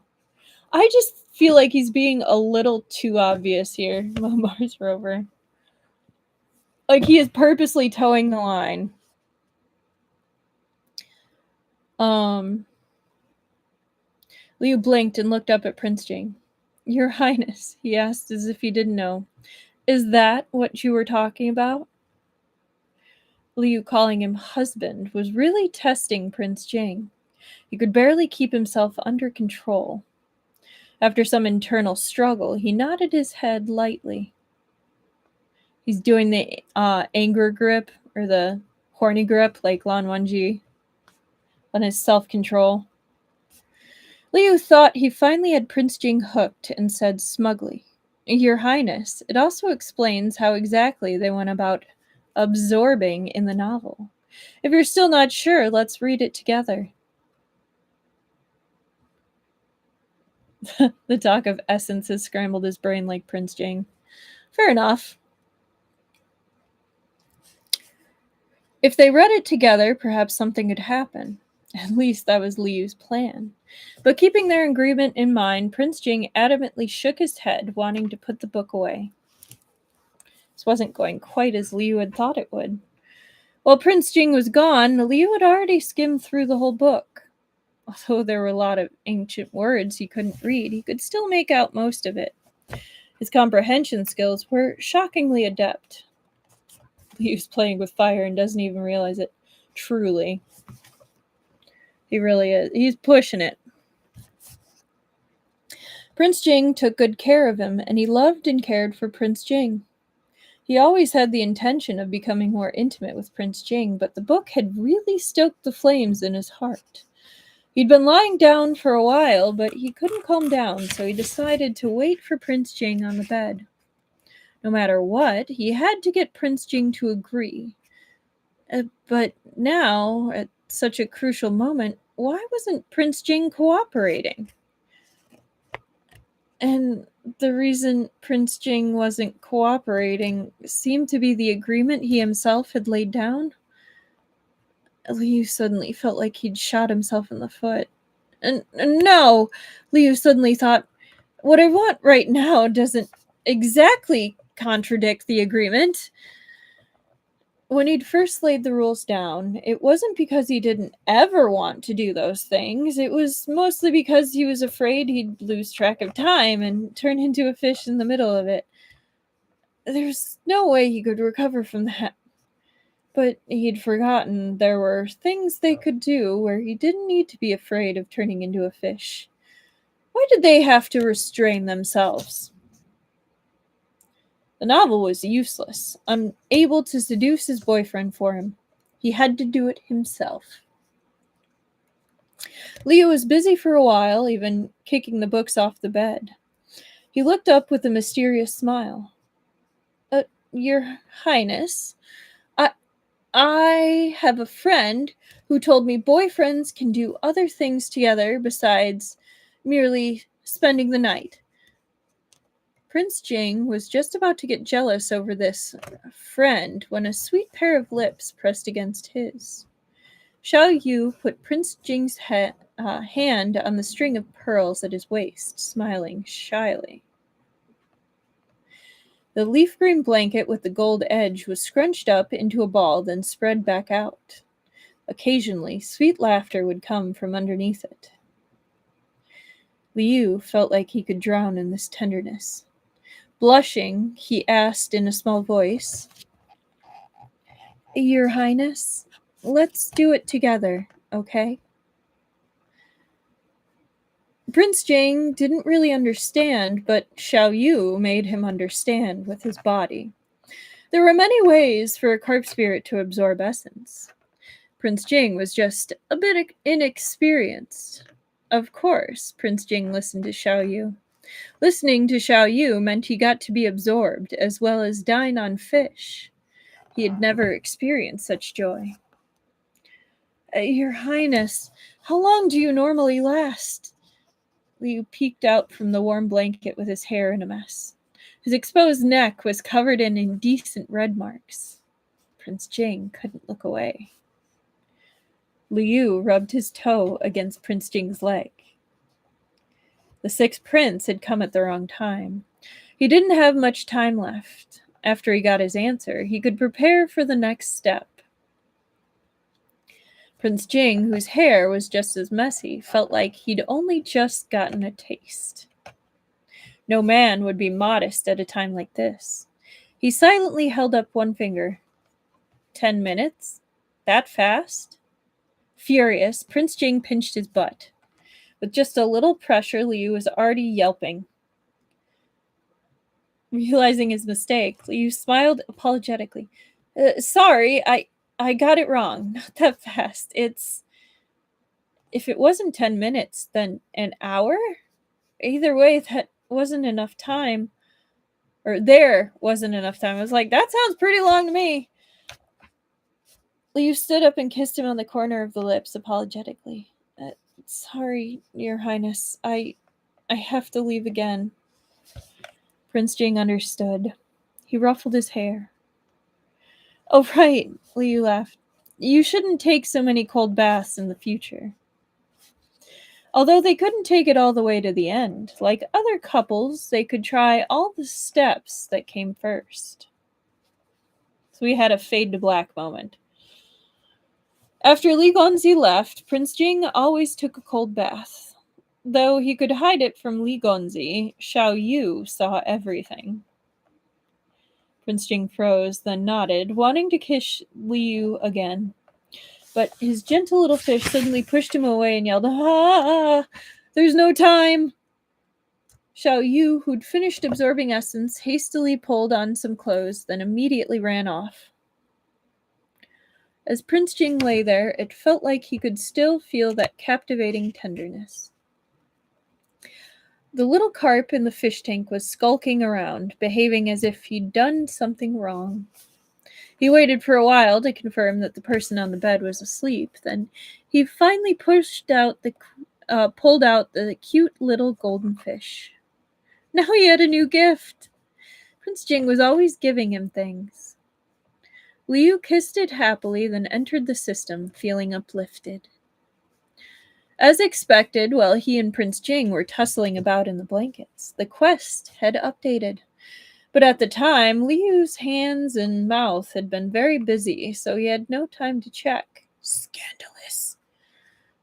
This really meant his relationship with Prince Jing was progressing quite well. So much so that he didn't even really care about the quests. Good. That means it's genuine. Unexpectedly, the quest that he thought had been stuck in a logic loop was cleared just like that. Getting married was one way to progress in a relationship, and so was being intimate. As he and Prince Jing grew closer and closer, perhaps he'd be able to breeze through the next quest too. He always says that, and then he's just like, what is this chaos? Oh, that's my phone. What? Yeah. Leo thought his current mindset was a good one. He had to keep it up. He could strategically disregard the system, but in terms of actual goals, he had to figure out how to fully become a human. The reward for the Inseparable quest was another one of Prince Jing's secrets. Liu thought that after the main quest line of Priceless Pet Fish, the system had gotten a lot stingier.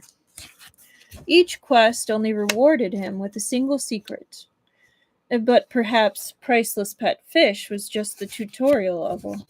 It needed the fish to level up quickly. Now that he had a good foundation of skills, it was time to get more in-depth by learning secrets. Like last time, there were 4 choices. The 3 he hadn't chosen from the indulging quest were still there, but the one Liu had already seen had been replaced by another one, showing the vague shine of a sword. Liu looked at it. There was no chance the system would show him all of the Tyrant's behavior Prince Jing had tried to keep hidden from him, right? He was afraid of violent, bloody scenes, so he rejected the sword immediately. Or instinctually. As for the rest, Liu chose the dark palace that he didn't recognize. He'd already mentally prepared himself and immediately entered the memory. This was the corner of some unknown palace in a dark room. There was a sewing box on the table, and in the box was a half-sewn toy tiger. A slightly chubby woman in her 30s sat next to the table. The woman had a melancholy expression, occasionally picking up the tiger to add a few stitches. She looked like she was waiting for someone. Before long, a servant came in. He was confused. He had no memory of this person. If this was someone serving Prince Jing, he would be very familiar with them by now. The servant handed a small paper package to the woman. She was terrified and distressed, kneeling down on the ground to beg for mercy, but the servant ignored her. Eventually, perhaps because he ran out of patience, he kicked the woman. With no other choice, the woman poured out the powder with shaking hands. Liu thought perhaps she was being forced to drug Prince Jing, but in the next moment, the woman swallowed the powder, tears streaming down her face. That was the end of the secret, only leaving him with more new questions than answers. He knew this secret was related to Prince Jing's past, but in the memory of the prince almost drowning. He'd been able to see Prince Jing and even himself. He could even hear it.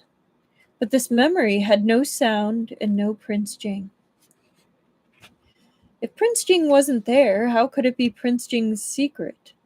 What relation did this woman and servant have to Prince Jing? That powder. Most of the powders in the palace were either aphrodisiacs or poisons. Why did the woman take it herself? It didn't seem to be that she was another Chu Yanyu plotting to drug Prince Jing and thus being forced to take it herself. The woman seemed a little on the older side, so it didn't seem likely. Besides, there weren't that many people in the world like Chu Yanyu. Liu didn't understand, but he had experience now. If he didn't understand something from the system, he could usually just set it aside for the time being. Now that the inseparable quest was complete, Liu was both nervous and excited about the next quest. What kind of dumbass task would require them to be even closer than they were now? Liu was feeling suspicious. He took a deep breath and clicked open the main quest. The next step was stay with the tyrant through thick and thin.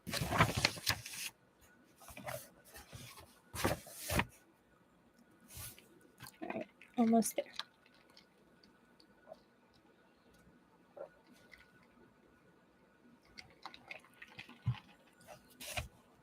Chapter 69, Fish Buying Antiques. Liu thought the next quest would be something more shameless, something that would push him and Prince Jing closer, but in the end it turned out to be stay with the tyrant through thick and thin. Did this mean they were going to face some sort of hardship together? I mean, even if they were, it would be fine. Every moment with Prince Jing was a happy one. Now that they were lovers, he couldn't expect everything to go smoothly all the time. No matter what, he would continue onward with Prince Jing, side by side. Liu was fully confident he could complete this step. The reward for thick and thin was another secret. It seemed like sooner or later he'd get a peek at all of Prince Jing's secrets. Liu smiled and exited the system, then glanced at the bed, worried. Prince Jing was probably resting and not paying attention to the fish tank, so he swam to the silver rock bed and covered himself with a leaf blanket. Thinking back to what had happened under the real blanket with Prince Jing, the usually shameless fish was suddenly a little shy. His heart beat quickly in his chest, and he waved his tail in agitation, as though that would help chase away the embarrassment. Never mind, they'd already done it, and they'd be going further in the future. What did he have to be embarrassed about? Liu kept comforting himself, but it still took many more flaps of his tail before he managed to slowly fall asleep. Meanwhile, the person on the bed waited until the fish was completely silent before opening his eyes to watch over the fish with a tender gaze. Yi Qinghuan's wedding to the Princess of Jinjue drew closer. The little princess had invited Liu to the wedding, and Liu had agreed. By now, it was soon enough that Liu thought it was about time to prepare a wedding gift. He couldn't just show up empty-handed. But during the day, he had to go to work with Prince Jing as a fish, and at night he had to spend time with Prince Jing as a human. He couldn't avoid Prince Jing, so he picked a day to drag Prince Jing out to pick out a gift. Prince Jing didn't really understand it. Wang Shi usually took care of these things, and Prince Jing had never paid attention to what Yi Qinghuan liked. Why did Xiao Yu have to go buy it himself? Couldn't he just pick something random from the storeroom? Your Highness, it's the thought that counts, Liu explained. You have to prepare a gift yourself to show your sincerity. Prince Jing was extremely unhappy with Xiao Yu bustling about busily for other people's sake, but he was happy about getting to go out with Xiao Yu. The whole time, he stuck by Xiao Yu's side, never straying far.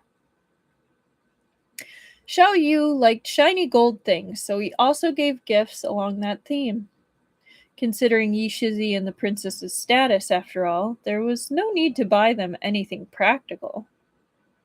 With his boyfriend there to support him, Liu took a look at many high-end antique stores, wanting to give the couple something sophisticated and classy. I remember this part. This is a great chapter to end it on until next week. But Liu had no eye for antiques. At first, a violet gold incense pot caught his interest. Because Prince Jing had said they should try to hide who they were, the two of them were on their own without any guards. Prince Jing was new to shopping, and it showed, so the owner exaggerated wildly in praise of his store, thinking it would be easy to make some money off of these rich young men. It's also one of your favorite chapters. I understand why, Truffle. Liu fell in love with the glittering gold incense pot engraved with the complicated patterns. He was ready to pull out the money when Prince Jing couldn't take it anymore. He silently knocked a hole into the pot, revealing the actual color of the stone underneath. The gold was just a thin layer on the outside. Sob, sob, sob. So the pretty antique incense pot was fake? That couldn't be blamed on him. As a fish, he had no experience, so he couldn't tell. But he supposed antiques were called antique for a reason. They should be dusty and old. If they were shiny and glittering, that was definitely something suspicious. Oh, there was definitely something suspicious going on, so you shouldn't buy those. Wang Gonggong and the guards, who were following from a distance, took the store owner who'd been selling fakes to be dealt with by the relevant authorities. Liu quickly learned his lesson. He decided to try again and went to another store. This time, an accessory box caught his eye. The owner said it used to belong to a princess from the previous dynasty. Liu thought the box had a vintage feel to it, and it did look very old, so it had to be the real thing. The former belongings of a princess would definitely suit a princess. Liu was just about to buy it when Prince Jing coughed lightly and glanced out the window. Liu followed his gaze and saw that the little peddler on the side of the road was selling a whole row of the exact same antique from the previous dynasty. Liu's confidence had taken a serious hit. He thought he just wasn't suited to buying antiques and decided to look at gold and silver decorations instead. He decided on a gold and jade folding screen, thinking there would be no problem this time. But the eagle-eyed Prince Jing spotted a very subtle crack on the back. As soon as he touched it, the whole thing split in two. Goodness. He really doesn't have luck, right? He has luck, but it's bad luck.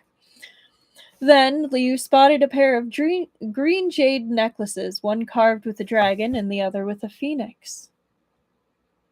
Prince Jing casually threw a cup of cold tea on it, and it turned out they were made with fake jade.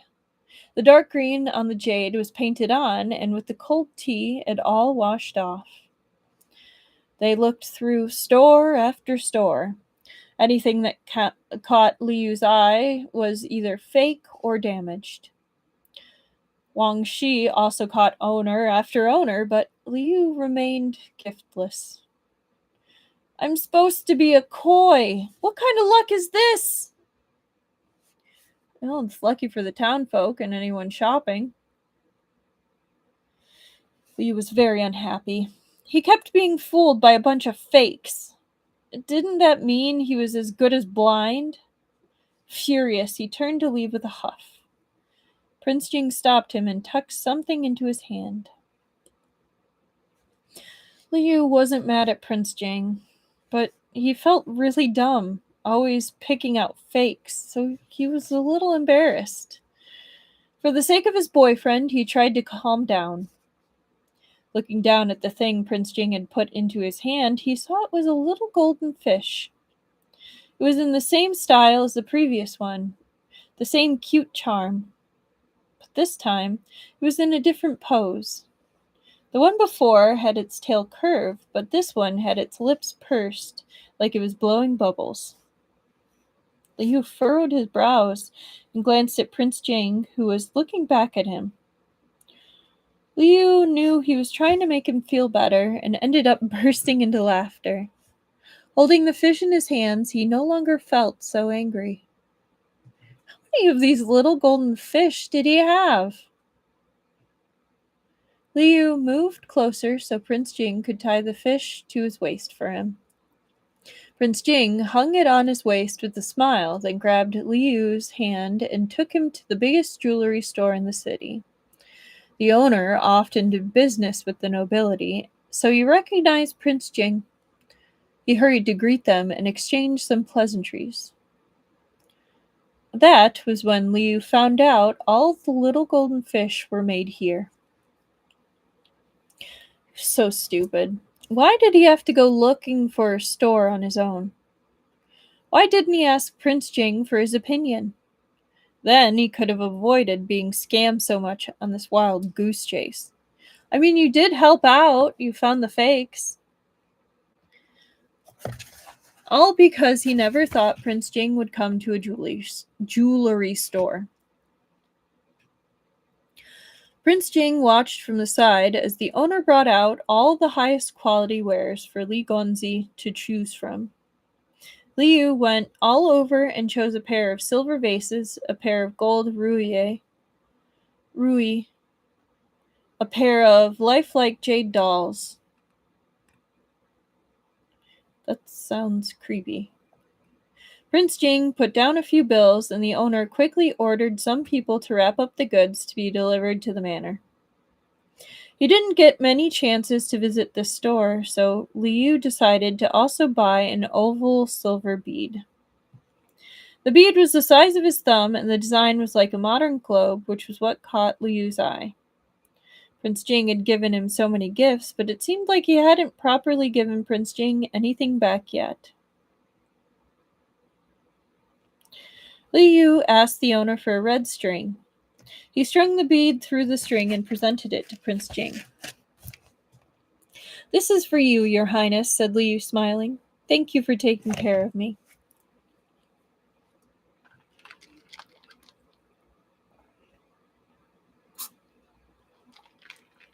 This is too cute.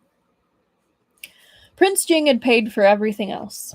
Liu should pay for this. He rushed to pull out a light gold money pouch that was stuffed full. Actually, Wang Shi had given him this before they left the manor, so it wasn't his money either, but it was coming from his hand, so that meant he bought it. A bead like this from this store had to be quite expensive, Liu thought. The owner wasn't sure what to say, too afraid to tell the truth, which was that this was just a little bead used for decorating. It wasn't worth much. In fact, he could just give it away for free. But faced with Prince Jing's icy stare and the young Gonzi's anticipation, after some careful consideration, the owner weakly gave a price. Liu paid for it happily. That bead was indeed a little expensive. Liu felt bad when he was taking the money out, but the price did reflect the quality, he supposed. When Prince Jing put the bead on right away, Liu couldn't be happier. He thought his taste wasn't quite bad to the point of being hopeless. At least he sure had a good eye when it came to boyfriends. I mean, that's fair. After buying the gifts and returning to the manor, Prince Jing ordered someone to rewrite the gift list to include the ones Liu had just brought. Why do our gifts have to be together? Liu knew his gifts couldn't compare to Prince Jing's. Prince Jing wrote Liu's name next to his own, giving him a deep glance. Liu suddenly understood and went bright red. The space next to a prince was for his consort. Why did Prince Jing want to put their names and gifts together? Because Liu was his family, his consort. But they were just dating. Did he actually want to be his consort or not? Liu thought it over, but the rejection never left his lips. On the day of the wedding, Liu wore the coral red robes Prince Jing had made for him. They were made of brocade and embroidered with silver lotuses. With a jade hairpin and a string of little golden fish tinkling at his waist, he looked dashing and vibrant. Prince Jing wore a set of matching robes in black, edged with crimson. He had a red ribbon in his hair, and he looked ethereally handsome.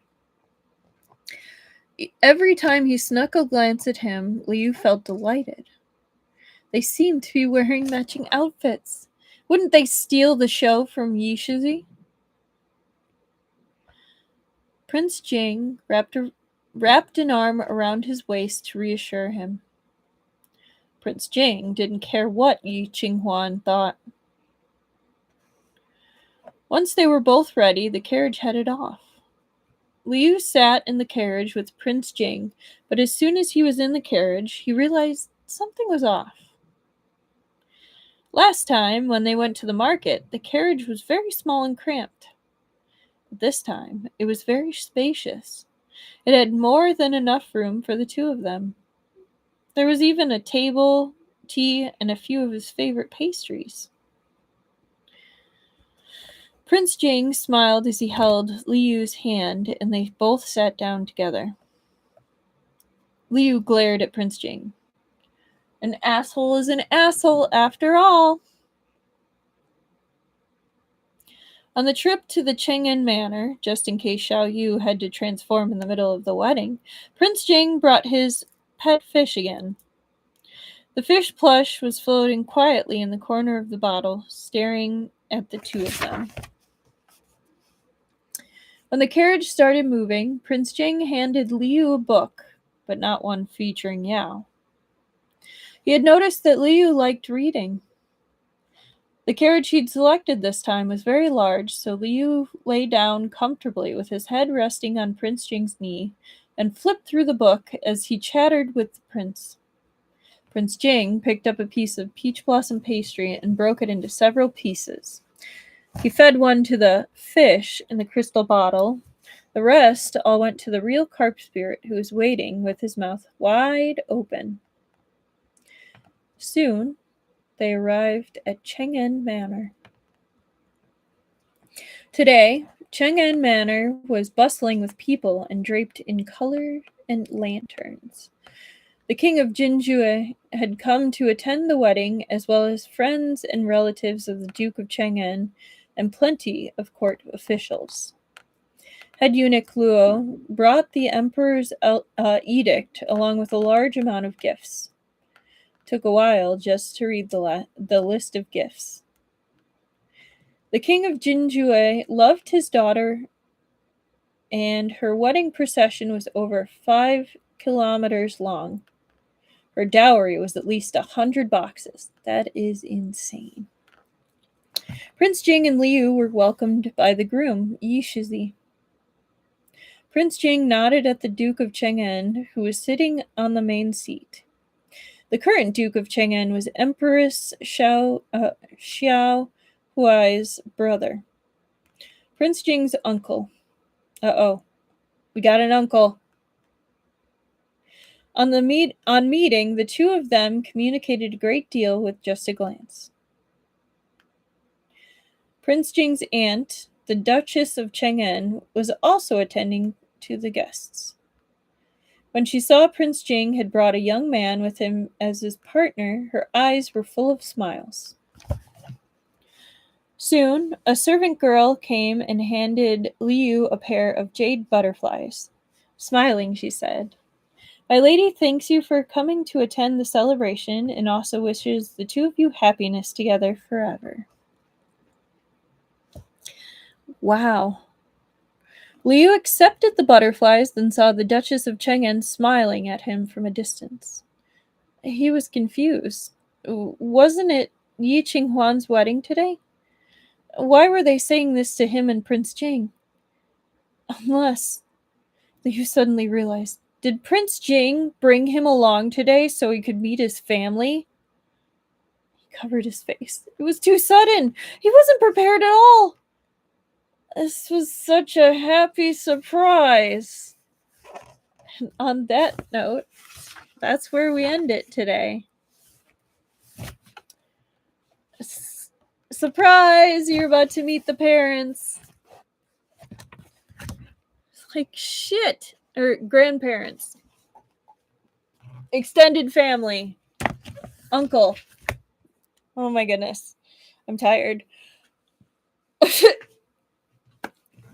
Surprise, meet the family. That's not something you spring on someone. But yeah, that's kind of a fun, light note to end on it. I know. I also love how supportive the Duke's family is. He definitely was very surprised, Esper Lady. But yeah. Sorry it's been such a weird stream tonight. Like, between the tech issues, probably my, like, mumbly reading tonight, because I can feel how tired I am. So I know I'm not enunciating as nicely as I usually do. But I had fun. I did have fun. I'm kind of glad we cut it one chapter shorter because I'm looking forward to going to sleep. But kind of like we usually do, I already posted the stories for this week. Oh, thank you. Thank you guys for coming. But I did already post the stories. So the first one for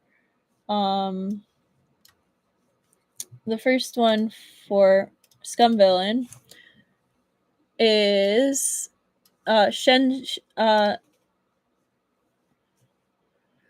oh my goodness. Shen Shixian by Arliazo. And it's a pretty interesting one where like it's exploring the relationship between the Peak Lords. And it's pretty cool. It's like a bunch of short stories. It's a pretty fun read. On a more serious note, the Modao Zushi one is a modern day one, which is pretty cool. It's fantastically well written. It's got a bit of world building. It's an interesting look at different things, but it's also dealing with some pretty intense issues almost off the bat. And it does get some spicy bits, which are chef's kiss. So be aware with that. There's also a couple side stories to it, so look for those with that. But I think you'll very much enjoy it. It is complete, and so are the side stories. So enjoy. On that note, though, I'm gonna say good night. And I see a lot of you have said good night too. I hope those of you who are watching later also enjoy. And I will see you on Tuesday for the last chapters of the second Disabled Tyrant and Beloved Pet Fish. Have a great weekend, everybody. Good night.